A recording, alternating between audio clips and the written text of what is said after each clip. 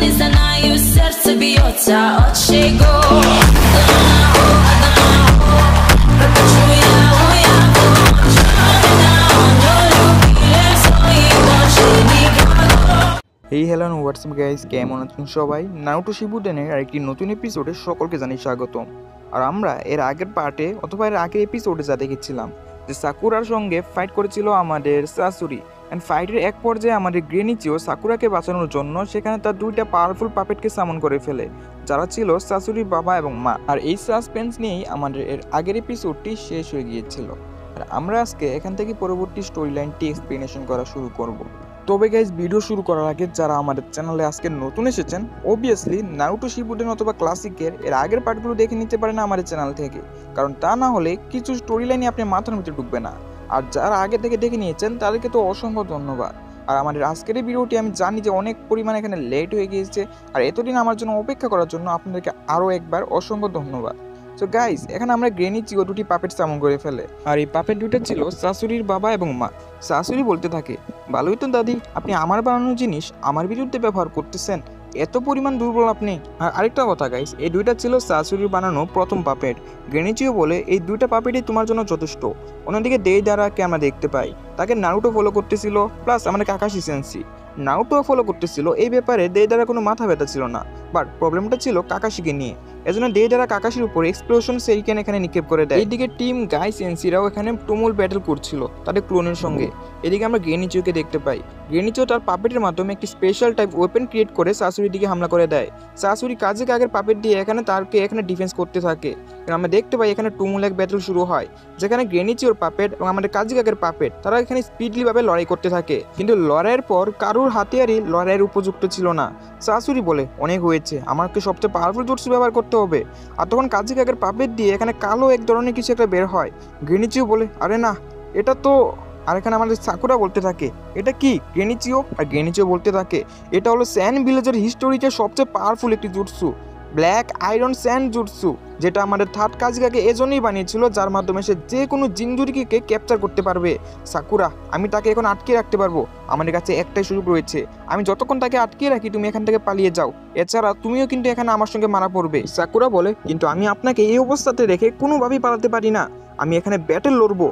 তখন শাশুড়ি বলে, আচ্ছা, এখন দুজনকে একসঙ্গে মরতে হবে। তখন শাশুড়ি নিজের আয়রন সেনগুলোকে খুবই ধারালো একটি অস্ত্র বানিয়ে তাদের উপর হামলা করে দেয়। গ্রেনিচিও নিজের পাপেট ব্যবহার করে তাকে এখানে বাঁচিয়ে ফেলে, মানে আমাদের সাকুরাকে।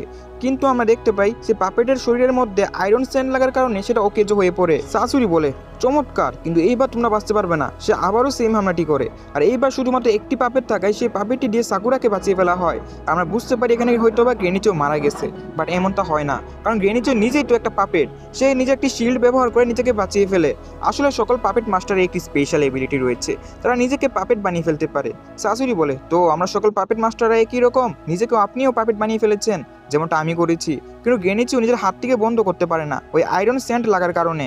তারপর আমরা থার্ড গ্রেড নিনজা ওয়ার অর্থাৎ একটি ফ্ল্যাশব্যাক দেখতে পাই, সেখানে শাশুড়ির বাবা মা শাশুড়িকে তার গ্রেনিচিওর কাছে ছেড়ে ওই নিনজা ওয়ারে পার্টিসিপেট করার জন্য চলে যায়, এবং গ্রেনিচিও তখন শাশুড়ির দেখাশোনা করতে থাকে।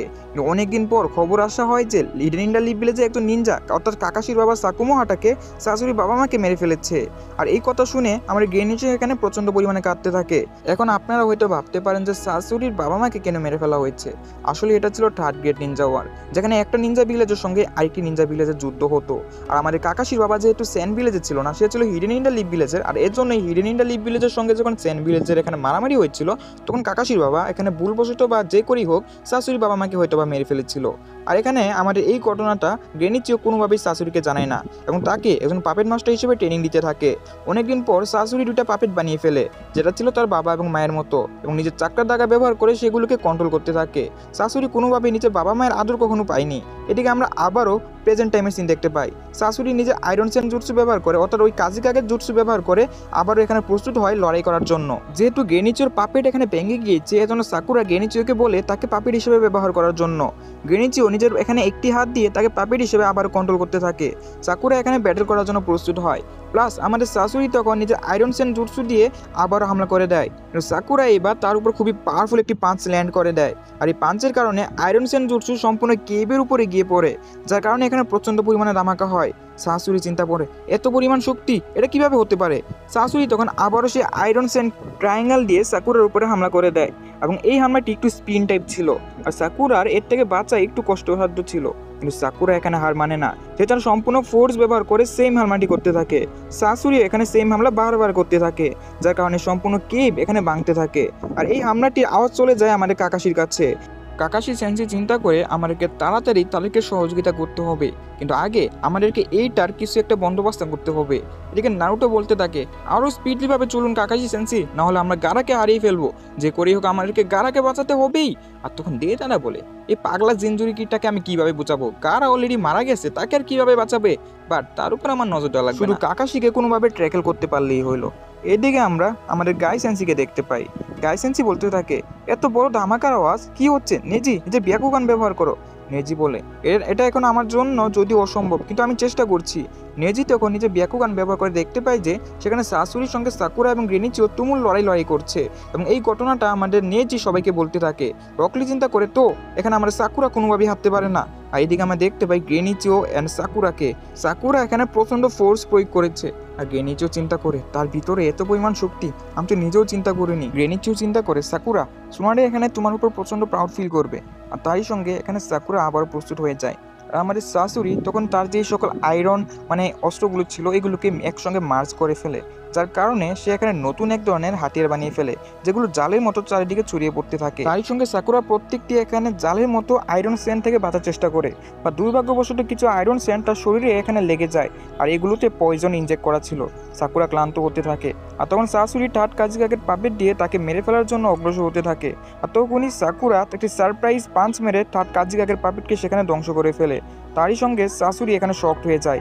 গ্রেনিচিও কোনোভাবেই কল্পনা করতে পারে নাই যে সাকুরা এটা করতে পারবে, আর আয়রন স্যান্ড সেখান থেকে চলে যায়। তারপর সাকুরা গ্রেনিচিওকে বাঁচিয়ে ফেলে এবং তাকে একটি অ্যান্টিডোট দেখায়। আসলে সাকুরা যখন কানকুরের জন্য অ্যান্টিডোট বানিয়েছিল তখন সে 2টা অ্যান্টিডোট এক্সট্রা বানিয়েছিল, কারণ তারা যখন তাদের শত্রুপক্ষের সঙ্গে ব্যাটেল করবে তখন এইগুলো তাদের কাজে আসতে পারে। সে একটি অ্যান্টিডোট নিজের কাছে রেখে আরেকটি গ্রেনিচিওকে দিয়ে দেয়, তারই সঙ্গে নিজের হিলিং টুলস ব্যবহার করে তাদের দুজনকে এখানে হিল করতে থাকে। শাশুড়ি বলে আমি চিন্তাও করিনি এই মেয়েটা আমার সবচেয়ে পাওয়ারফুল একটি পাপেটকে ভেঙে ফেলবে, এখন আমার কাছে আর কোনো অপশন নেই। আর এদিকে গ্রেনিচিও এবং সাকুরা নিজেদেরকে হিল করে আবারও ব্যাটেল করার জন্য প্রস্তুত হয়, আর তখন শাশুড়ি নিজের আসল চেহারা সকলের সামনে নিয়ে আসে। শাশুড়ি সম্পূর্ণ নিজের ব্যাটেল ফর্মে চলে আসে, আর আমরা দেখতে পাই যেখানে একজন মানুষের শরীরে রক্ত এবং মাংস থাকে, কিন্তু শাশুড়ির শরীরের ভিতরে পয়জন আর হাতিয়ার ছিল।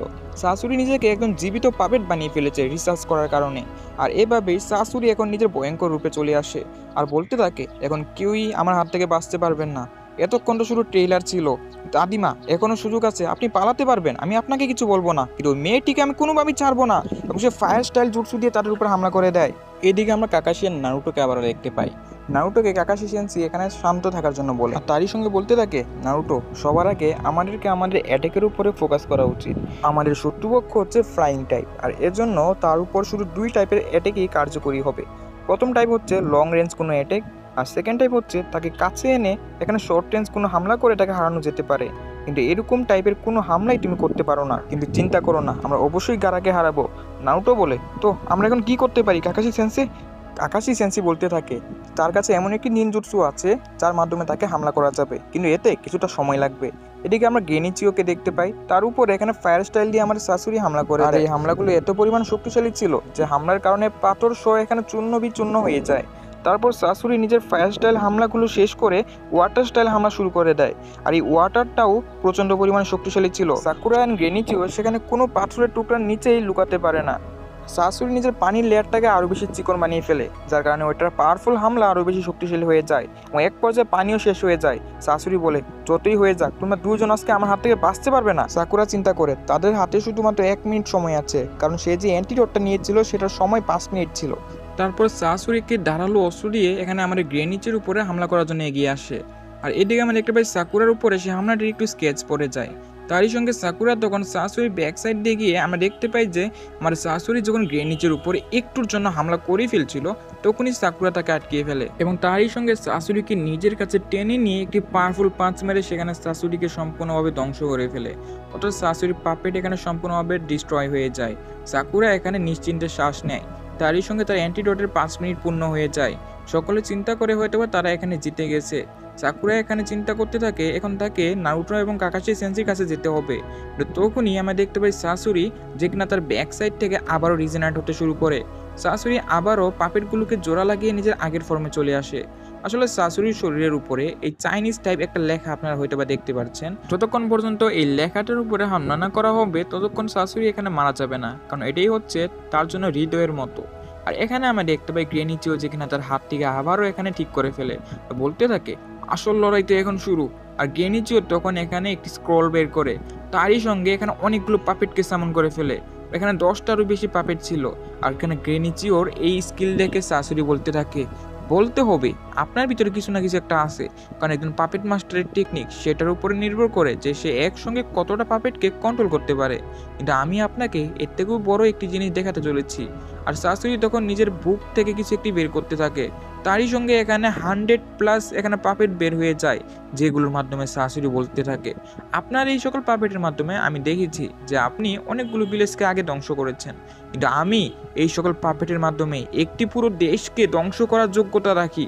এবং তারই সঙ্গে শাশুড়ি ব্যাটল করার জন্য প্রস্তুত হয়। আর এখন যখন রিয়েল পাপেট শো শুরু হবে এই সাসপেন্স নিয়ে আমাদের আজকের এই এপিসোডটি শেষ হয়ে যায়। সো গাইজ দেখা হবে পরবর্তী কোনো ভিডিওতে। ততক্ষণ পর্যন্ত আমার এই ভিডিওটা উঠানোর কাজ আপনাদের, অর্থাৎ এই ভিডিওতে ভালো মতো ভিউজ আনার দায়িত্ব আপনাদের। এজন্য আপনাদেরকে একটি করে লাইক দিতে হবে, কারণ বুঝতেই পারছেন যে অনেক দিন চ্যানেল এখানে ডেট ছিল, মানে আমরা ভিডিও আপলোড করতে পারি নাই। এর জন্য আমি আবারও একবার সরি বলে নিচ্ছি।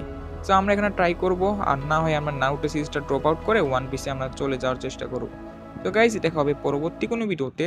ততক্ষণ পর্যন্ত টিল অ্যান্ড টেক কেয়ার, আল্লাহ হাফিজ গাইজ।